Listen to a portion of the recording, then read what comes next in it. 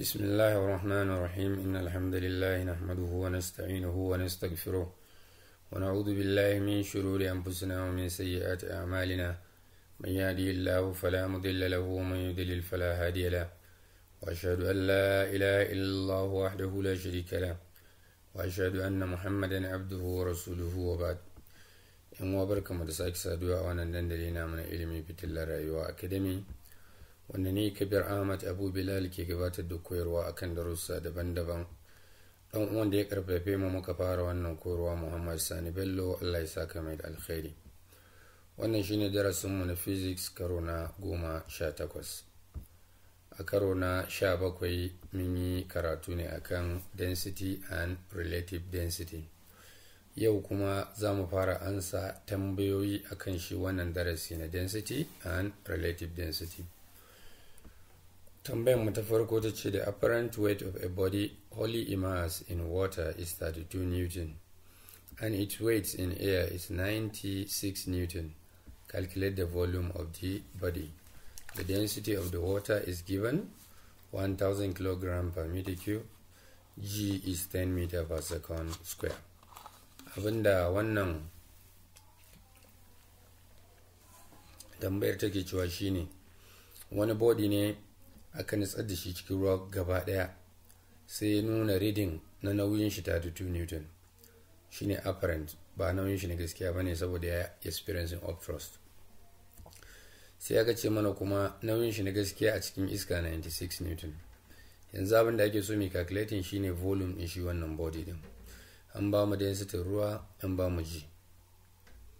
To sai muka ce bari mu ce weight din body din in water, mai kira shi W1 shine 32 Newton, weight inch in air mai kira shi W2 shine 96 Newton. Sai mu samu upthrust which is equal to the weight of displaced water. Raguwan nauyin body din shine nauyin ruwan da ya displace according to Archimedes principle. To upthrust mu W is equal to W2 minus W1, 96 minus 32 zai ba mu 64 Newton. Wannan shine upthrust kuma shine nauyin ruwan da ya yi displacing. To yanzu daga nauyi in Newton za mu iya mai da shi ya koma mass na ruwan in kilogram. Ya zami sai mu dividing weight by G. 64 over 10 zai ba mu 6.4 kg. Wannan shine nauyin ruwan da ya displacing. Menene ya kai ni nemo nauyin ruwa? Dalilin da ya kai ni nemo nauyin ruwa, an bani density ruwa, an kuma bani na samu nauyin shi, zan iya samun volume din shi. Volume din ruwan nan shine volume din body din, saboda an ce it is wholly immersed in the water. To sai nace the volume of the displaced water is mass over density, ma'ana 6.4 all over 1000, which is the density of water. Sai muka samu 0.00064 meter cube. Muka ce since the body is wholly immersed, the volume of the displaced water is equal to the volume of the body. Abinda na faɗa kenan yanzu. Tunda mun nutsar da body din gaba daya, to volume din ruwan da ya displacing shine kuma volume din body din. Gashi mun samo shi da wannan value din. So sai tambaya ta biyu aka ce a uniform cylindrical hydrometer of mass 20 gram and cross sectional area 0.5 cm square float upright in liquid. If 25 centimeters of its length is submerged, calculate the relative density of the liquid. Density of the water is 1000 kg per meter cube. To, an ce mana uniform cylindrical hydrometer ce. Ita ce hydrometer da ba ta da wannan bulb din mai volume BB. Yanzu kawai kai tsaye take kamar cylinder. Area din cylindrical hydrometer din gashi. An ce mana height din da ya nitse a cikin roga shi. Ita kuma nauyin hydrometer din gashi. Abin da aka ce in samu shine relative density din shi liquid din da ta tsaya a cikin shi din nan. Sai ce to bari in samu volume of the displaced liquid. Mun san volume na cylinder is equal to area times height. 0.54 times 25 sai ya bani 13.5 cm cube. Me yasa ban canza sun koma meter ba? Dalilin shine an riga an bani wannan in centimeter square, wannan kuma in centimeter, sai na ce to bari in samu volume shi ma in centimeter cube. So daga nan yanzu sai na ce the mass of the displaced liquid is equal to the mass of the hydrometer ita kanta, tunda dai according to law of flotation, idan ka sa hydrometer ta yi floating ta tsaya upright, to nauyin liquid inda ta yi displacing shine nauyinta. Shikenan sai muka ce to bari mu samu density of the liquid. Density of the liquid is equal to mass of the liquid all over volume of the liquid. Sai mu ce mass of the liquid shine mass of the hydrometer 20, volume of the liquid yanzu nan na samo shi 13.5. Idan muka yi zai ba mu 1.48 gram per cm cube. To sai aka ce mu samu relative density. Relative density is the density of the liquid all over density of the water, kamar yadda muka sani. Ga density of the liquid 1.48 gram per cm cube. Shi kuma density of water is 1 gram per cm cube shi ma. So da mun yi zai ba mu 1.48. Abinda za mu iya cewa a nan shine ai sun ba mu density of water a matsayin 1000 kg per meter cube ne, amma kowa ya san daidai yake da mene 1 gram per cm cube daga karatunmu na farko da muka yi. So wannan shine solution na question na biyu. Sai kuma question na uku, aka ce a body weighs 160 newton in air and 120 newton when wholly immersed in liquid of relative density 0.8. Calculate the relative density of the body. Gaji an ba mu 10 meter per second square. To sai mu ce an ba mu weight of the body in air 160 newton, weight din shi kuma a cikin liquid is 120 newton. So up thrust is equal to weight in air minus weight in the liquid, 160 minus 120 zai ba mu 40 newton. To sai muka ce wannan up thrust din daidai yake da weight of the displaced liquid. Wannan is mene Archimedes principle. To sai muka ce yanzu ashe weight of the liquid is 40 newton, ni kuma an ce in samu relative density of the body ne. To sai na canza wannan weight in ya koma mass in kilogram, ma'ana weight of the liquid over g sai koma 4 kilogram, shine weight of the displaced liquid. To tunda na samu weight din shi kuma a wannan equation nan an bani relative density din shi 0.8, sai in ce to yanzu density of the liquid is equal to relative density times density of the water, ma'ana 0.8 times 1000 sai ba mu 800 kg per meter cube. Sai kuma je in samu volume of the displaced liquid which is mass all over density. Yanzu nan muka samu mass a matsayin 4 kg, sannan kuma anan na samu density 800 kg per meter cube. So idan muka ce 4 over 800 zai ba mu 0.005 meter cube. To sai kuma je in samu mass of the body din shi kanshi. An bani weight of the body in air 160 newton, ina so in canza shi da koma mass in kilogram, sai in ce 160 over g ya zama 16 kg. So the density of the body din is equal to mass din shi over volume.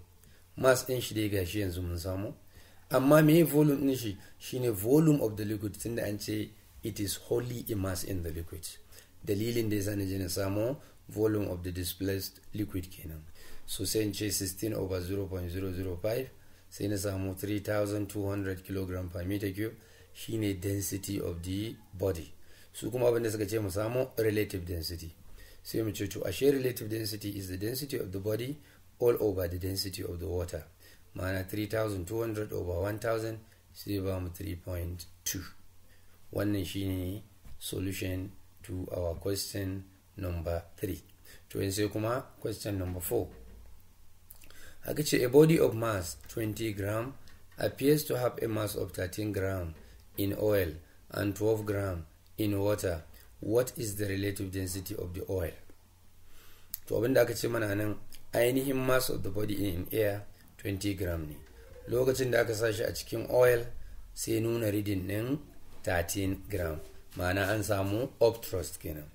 Lokacin da aka sa shi a cikin ruwa sai ya nuna reading din 12 gram, shi ma saboda mene up thrust. Sai na ce to menene up thrust in oil? Shine mass in air all of minus mass in oil, sai ba ni 7 gram. menene obtrust in water? Shine mass in air minus mass in water, sai ba mu 8 gram.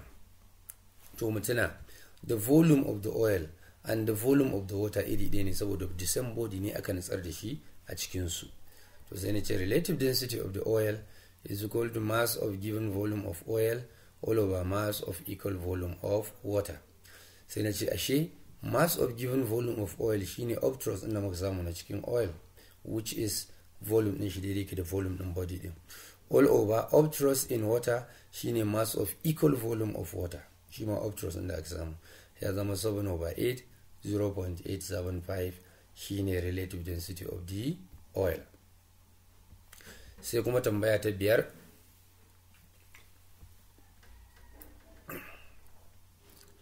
haka ce a solid body of density 9 gram per cm cube appears to have a mass of 27 gram in liquid of density 1.2 gram per cm cube. What is the volume of the solid? To sai muka ce an ba mu density din body din gashi, an kuma ba mu apparent mass din shi a cikin liquid din nan. Apparent mass is 27, ma'ana ba actual mass din shi bane wannan. Sai shi kuma liquid din an ce mana ga density din shi. To idan ina so in samu volume of the solid, abu na farko da zan fara samuwa shine na ce mu dauka cewa m shine mass din shi in iya na gaskiya. To kun ga volume din da aka ce in samu ai daidai yake da mass over density. Mass din da ban sani ba, density kuma an riga an bani 9 gram per cm cube. Sai na ce wannan mu kira shi equation number 1 saboda ban san volume ba, ban san mass ba. Sai in ce shi kuma mass of the displaced liquid shine actual mass din shi minus the apparent mass din da ya showing lokacin da aka sa shi a cikin liquid din, ya zama 27, sorry, m minus 27. To anan sai in ce shi ma volume of the displaced liquid, volume of the displaced liquid is equal to mass of the displaced liquid all over the density. Wannan na sami equation number 2, ina da 2 unknowns. To amma mu sani the volume of the displaced liquid and the volume of the body iri ɗaya ne saboda body din is completely immersed in the liquid. Sai muka ce to the volume of the body and that of the displaced liquid are the same. Therefore equation 1 is equal to equation 2.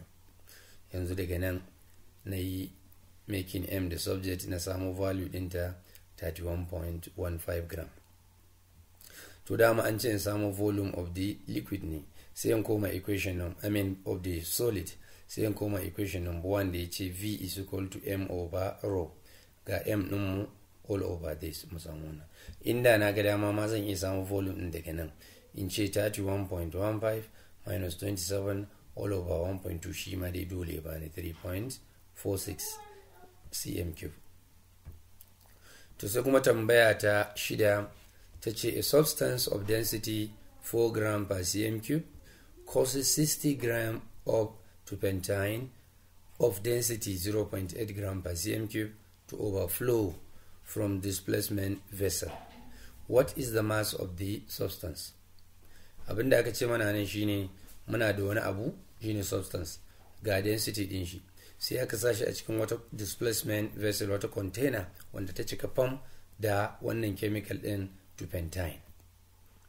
Da aka sata sai turpentine din da ya zubo waje nauyin shi is 60 gram, kuma density of the turpentine is 0.8. sai aka ce mu samu mass of the substance inda aka saka cikin turpentine.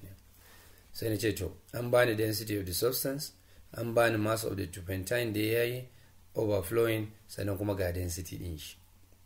To dama an ce samu mass of the substance ne, sai na ce to abu na farko bari mu fara samu volume of the displaced or overflow turpentine, ma'ana turpentine da ya fito din nan menene volume din shi, is equal to mass over density 60 over 0.8 sai ba mu 75 cm cube. To mu sani wannan shine volume of the main substance saboda shigar shi ne yasa wannan turpentine din ya overflow ya fito. So therefore this is equal to the volume of the substance. So ashe ina neman mass of the substance inda suka ce in samu, sai in ce is equal to density times volume. Density shi sun bani 4 gram per cm cube, volume gashi daidai yake da volume of turpentine. Mun samu 300 gram. Sai kuma question na 7 aka ce a body of mass 2 kg and volume 5 times 10⁻⁻⁴ meter cube is hanging from a balance graduated in newtons. What will the balance read when the body is in air and when it is fully immersed in paraffin of density 800 kg per meter cube? So aka ce wani body ne mass din shi is 2 kg. Idan kana so ka samu weight din shi in air, sai ka ce weight is equal to mg, ma'ana 2 times 10 zai baka 20 newton. Wannan shine reading din da zai yi in air. Dama sun ce what will the balance rate when the body is in air? To gashi mun samu 20 kilogram, mun samu 20 newton, sorry. To sai aka ce when the body is fully immersed in paraffin, to akwai upthrust da zamu samu, kuma mun san upthrust is equal to mene? Reduction in weight, which is the weight of the displaced turpentine according to Archimedes principle. Sai na ce to bari in samu volume of the displaced turpentine. Volume of the displaced turpentine shine, so wannan part of the question in na kaɗazu ne bisa kuskure ya faɗo nan wajen. Yan sai muka ce to yanzu when it is fully immersed a cikin ya sunan shi paraffin, abinda za mu yi yan sai mu je mu samu shi wato wannan question din dai an samu matsala, bari gani ko solution din yana nan. To an samu matsala gaskiya, an samu matsala. To abin yi yanzu sai mu tsallake mu tafi question na 8.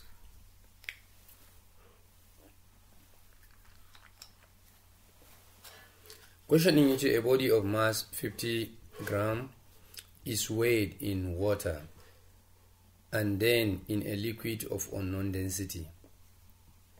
If the apparent masses in water and the liquid are 46 and 45.5 gram respectively, find the density of the body, find the density of the liquid.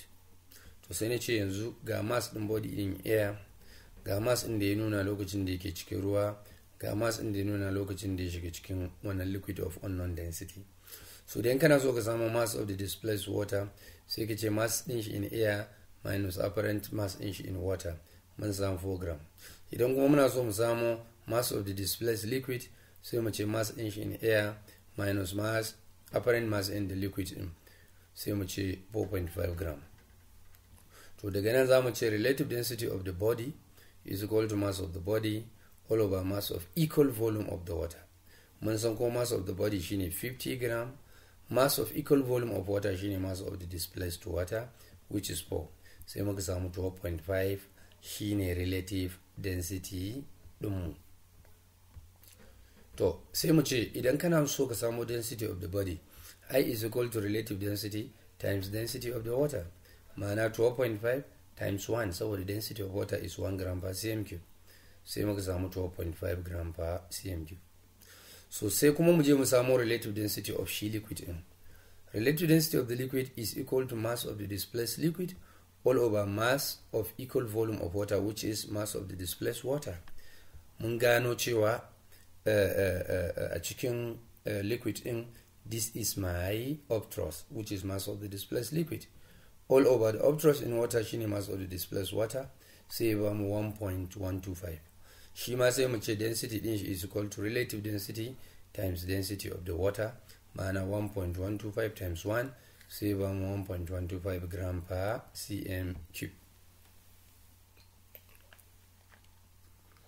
Sai tambaya ta 9.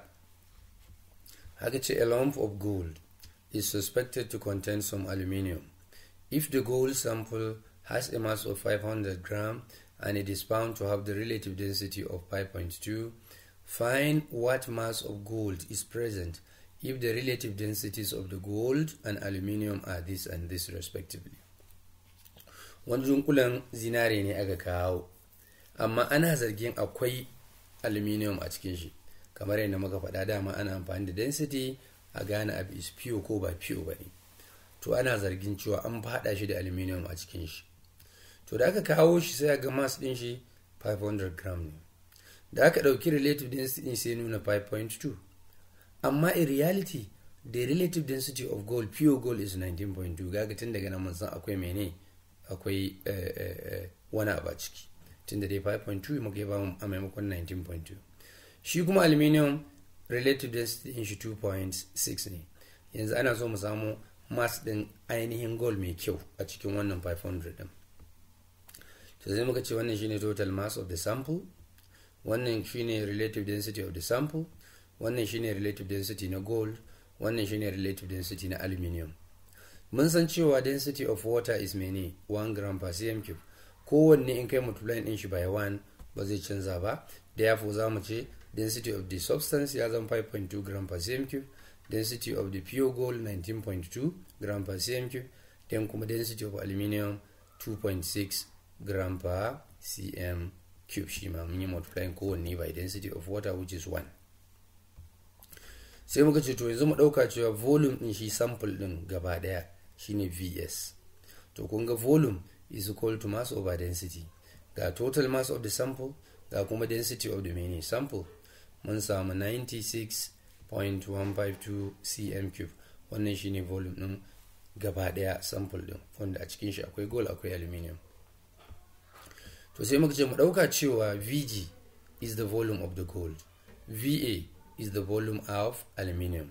Mu dauka kuma Mg mass of the gold, Ma mass of the aluminium.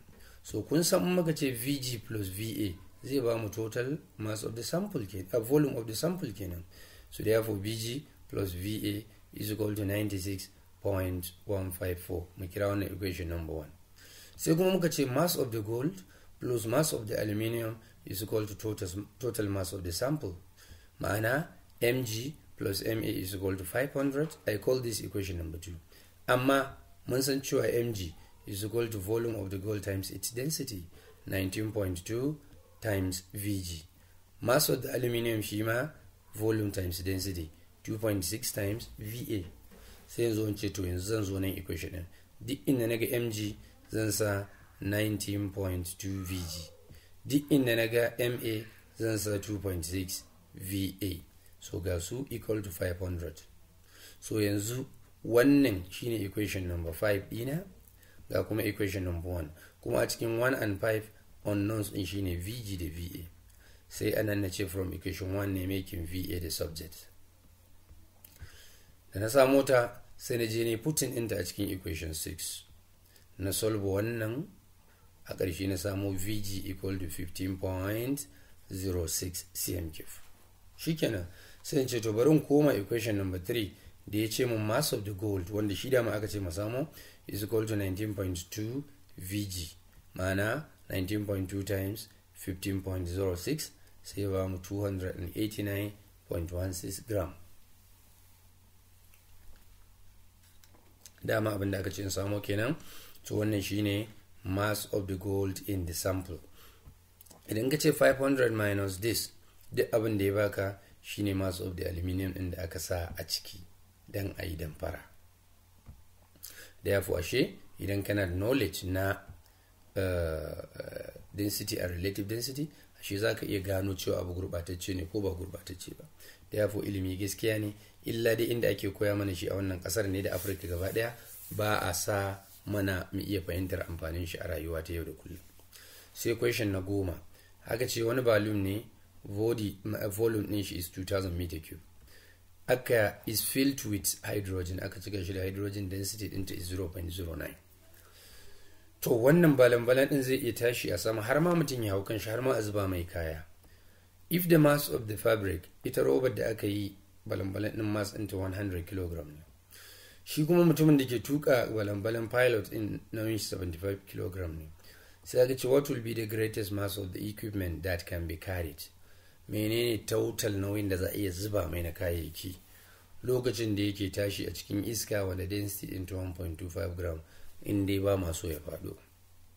Shikenan sai muka ce da farko menene mass of the displaced air? Shine volume of the shi balan-balan din times density of the air. muka ce 1.25 times 2000 ya ba mu 2500 kg. Wannan shine mass of the displaced air.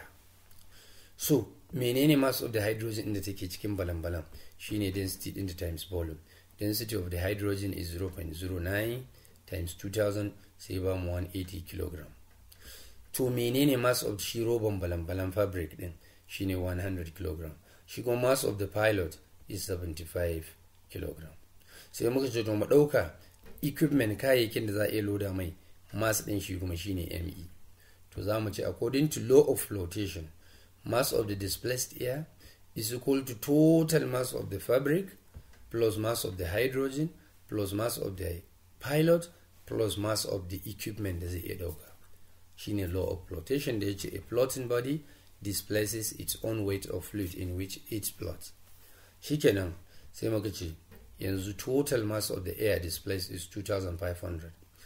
MF mass of the fabric 180, mass of the hydrogen 100, mass of the pilot 75 plus mass of the equipment. Shikenan sai ne making mass of the equipment the subject na samu 2145 kg. Ma'ana za ka iya ƙara mai kayan da ya kai haka still kuma ya ci gaba da tashi a iska, yana wuce haka zai faɗo saboda ya wuce abin da law of flotation ta faɗa. To sai kuma tambaya na 11 aka ce a cube wani dunkule ne kamar dunkulen magi made of oak, an yi shi da wani itace oak, and of side 15 cm, side ɗin kowane gefe is 15 cm. Aka ce float in water, aka ɗora shi a saman ruwa ya zauna daidai with 10.5 cm of its side below the surface of the water. Amma a cikin 15 ɗin nan 10.5 ya nitse cikin ruwa, ma'ana sauran yana sama kenan. Sannan kuma its sides are vertical, ya tsaya cak bai karkata gefe ɗaya ba. Sai aka ce wai menene density din shi wannan oak din da aka yi shi wannan cube din da shi. To sai muka ce an ba mu side din shi is 15 cm. In kana neman volume na cube dama is mene s cube, ma'ana 15 raised to power 3 zai ba mu 3375 cm cube. Sai aka ce mana floating da yake 10.5 cm na shi ne ya nitse a cikin ruwa. So idan kana so ka samu volume of the displaced water sai ka samu area of the base shine 15 times 15 times height in da ya nitse 10.5 sai ba mu 2362.5 cm cube. To menene mass of the displaced water is equal to density of the water times volume of the displaced water. Density of water is 1, volume of the displaced water gashi maka samu 2362.5 gram. To according to law of flotation mun san cewa wannan mass of the displaced water daidai yake da mass of shi oak din shi da kanshi. To shikenan ni kuma an ce in samu menene, in samu density of the oak. Ka san density of the oak is equal to mass of the oak all over volume of the oak ga mass of the oak din, which is mass of the displaced water. Wannan density of oak ne ba na ruwa ba. Actually this W should go ya zama O. Density of the oak is equal to mass ga mass inch, which is the mass of the displaced water according to law of flotation, all over volume din shi oak din gashi nan 0.7 gram per cm cube. Kuma dama abin da ya kamata mu sani, in kaga abu yana floating a saman ruwa density shi bai kai density din ruwa din ba. Mun san na ruwa is 1 gram per cm cube, shi ko wannan is 0.7. To sai kuma question na 12 aka ce a river car ferry boat has a uniform cross-sectional area in the region of its water line of 720 meters square. If 16 cars of average mass 1100 kg are driven on board, find the extra depth to which the boat will sink in the water. The density of the water is given this. Ma'ana wani boat ne karamin jirgin ruwa da ke ferrying, ma'ana yana fito din motoci ne. Inda ya taba ruwan area shi is 720 meters square. Sai ya dauko motoci guda 16 kowace nauyinta 1100 kg. To wai menene depth, menene zurfin da zai kara nitsewa a ciki, saboda nauyin su lalle sai ya sa jirgin ya kara nitsewa. Ga density din ruwa nan da farko abin da za mu yi mu samu total mass of motocin, dama su 16 ne, kowace mass ɗinta 1100, sai muka samu 17,600 kg. Tunda dai shi wannan boat din har yanzu yana floating a saman ruwa, to the mass of the water da zai displacing daidai yake da mass of the shi kayan da ya dauko din nan. Sai muka ce to yanzu mass of the water is equal to density of the water times volume of the water. Sai mu ce ai mass din gashi nan 17,600 equal to density of water 1000 times volume na watan da za mu samu yanzu. So divide both side by 1000, volume of the water will be 17.6 meter cube. Wannan volume of the water shine daidai da mene yawan volume da aka yi displacing, kuma an gaya mu cross sectional area ne wurin da aka yi displacing gashi. Sai mu ce to ai volume dama is equal to area times height, ma'ana depth din da abin ya ƙara nitsewa, su kuma suna buƙatan dama depth din da ya nitse din ne. Sai in ce depth din da ya ƙara nitsewa is equal to volume over area. This is the volume 17.6 all over area 720, sai mu samu 0.024 meters shine abin da zai ƙara nitsewa a cikin ruwan kenan. Daga nan sai kuma tambayar mu ta 13, kuma tambayar tana cewa a block of wood of mass 24 kg floats in water. The volume of the wood is 0.032 meter cube ya kamata a ce. Find A, the volume of the block below the surface of the water. B, the density of the wood. The density of the water is 1000 kg per meter cube. To, tunda an ce mana shi wannan block din yana floating, according to law of flotation, mass din shi daidai yake da mass of the water displaced, which is 24 kg. Sai mu ce to idan kana neman volume of the water displaced, sai mu ce volume is equal to mass over density. Mass din shine mass of shi block din na wood all over density of the water, sai muka samu 0.024 meter cube. Wannan shine volume of the mini water. Sai muka ce this volume of the water of the wood shine volume din da ya nitse a cikin ruwan. To shikenan sai in ce to menene density din shi? Sai mu ce density din shi is equal to mass over volume. Mass din shi already a riga an bani, shi kuma volume of displaced water shine mene volume din shi shi wood din. Sai mu ce to 24 over 0.032 muka samu 750 kg per meter cube shine density of the wood din kenan. Nan dama an ce mu samu the volume of the wood below the surface, shine muka samu wannan. To sai kuma tambaya ta 14, aka ce a hydrometer has a bulb or weighted bulb of volume 28 cm3 and a uniform stem with cross-sectional area 1 centimeter square. When floating in water, 2 cm of the stem is immersed.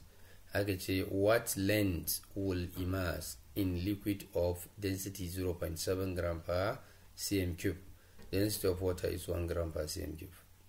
To abinda za mu tuno anan shine the total volume of the water da za ta yi displacing shine volume of the bulb din nan BV, sannan kuma the volume of the stem din da zai nitse.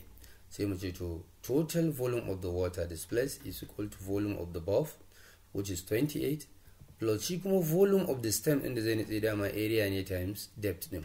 Area shi is 1, depth din kuma an ce 2 cm. So idan ka ce 2 times 1 zai baka 2 plus 28 zai baka 30 cm cube. Wannan shine volume of the displaced water. So sai mu samu mass of the displaced water daidai yake da density of the water times volume. Ga density din shi yes, ga volume da muka samu, density of water kuma sun bamu 1 gram per cm cube, sai muka samu 30 gram.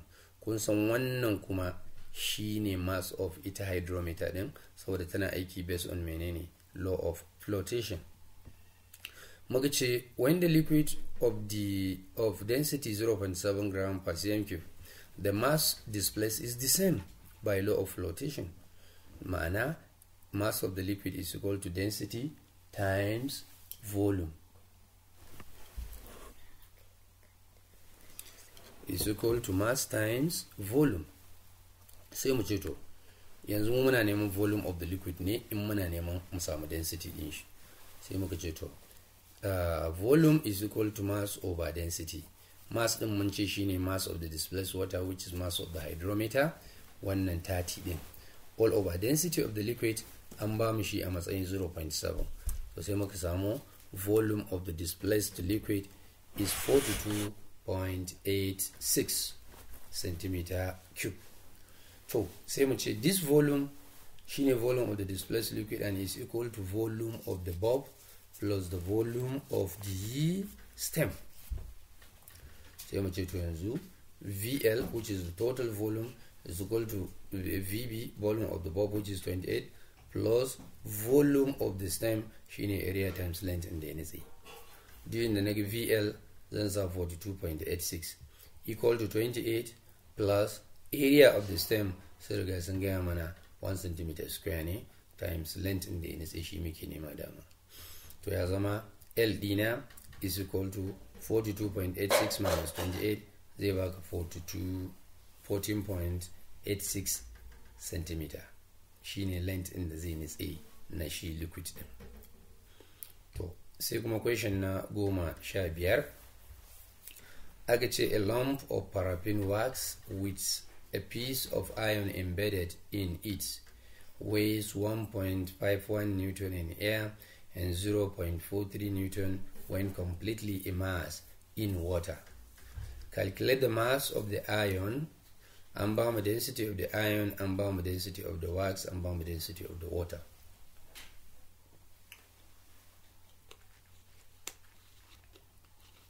To abun farko da zan fara yi sai na ce menene weight da aka bani in air, gashi ina so ya koma kilogram, sai in ce mass is weight over g, 1.15 over 10 zai baka 0.151 kilogram, in kai multiplying by 1000 zai baka 151 gram. Menene weight din shi lokacin da yake cikin ruwa, 0.43 Newton, sai in ce mass ya zama 0.43 over 10 ya zama 0.043 kilogram, idan kai multiplying by 1000 zai baka 43 gram. To menene mass of the displaced water, shine mass in air 151 minus mass in water 43, ya ba mu 108 gram shine mass of the displaced water. Sai mu ce to yanzu za mu amfani da wannan mu samu volume of the displaced water. Volume of the displaced water mun san dai yake da mass over density, ga mass of the displaced water ga density din shi wani zai ba mu 108 cm3. Menene dalilin samu wannan, shine equal to volume of the lump din, wanda a cikin shi akwai paraffin akwai kuma iron din da aka sa a ciki. Shikenan sai mu ce to mu dauka cewa M1 da M2 sune mass of the wax da kuma mass of the iron respectively. Mu dauka kuma V1 da V2 sune volume of the wax and the volume of the iron respectively. Sai mu ce to yanzu mass of the wax is equal to density of the wax times its volume, ya zama 0.95 times V1 ban san volume din ba. Mass of the iron shi kuma density din shi times volume ya zama 7 V2. Shikenan sai in ce amma fa mun san mass of the wax plus mass of the iron is equal to total mass of the lump, which is 151 gram. So ashe yanzu ina da 0.95 V1, which is mass of the iron, wax plus 7 V2, which is mass of the iron. Sai mu ce gaba ɗaya equal to 151. Wannan shine equation number 3. Sannan kuma volume of the wax plus volume of the iron shine total volume of the sample, wanda shine na samu a nan gashi 108 cm3. So shikenan yanzu ina da equation 3 and 4 with two unknowns, V1 and V2. Sai ni ce bari mi making V1 the subject from here, na je ne substituting in shi a equation 4, kai a ƙarshe dai muka samu V2 equal to 8 cm3, which is the volume of the iron. So idan muna neman mass of the iron sai mu koma mu ɗauko formulan shi da ta ce M2 is equal to 7V2, ma'ana 7 times volume ɗin shi 8 sai ba mu 56 gram. To sauran shine mene mass of the wax din kenan. So yan uwa, a nan muka zo ƙarshen wannan darasi namu. Kamar yin kullum ina ba da shawara, in mutum yana so ya fahimci karatu to sai fa an maimaita sau da yawa. Inda aka samu matsala sai a samu wani a kusa ya taimaka ya ƙara bayani, ko kuma a same mu ta namban wayan mu ga su, ga kuma email addresses mu. Muna gode ma duk wanda ya bada lokaci ya kalli wannan koyarwa. Sannan muna buƙatar addu'o'inku a rayuwa ta duniya da lahira. Idan mutuwa ta zo, ya Allah ka samu cika da imani. Subhanakallahumma wa bihamdika ashhadu an la ilaha illa anta astaghfiruka wa atubu ilayka. Assalamu alaikum.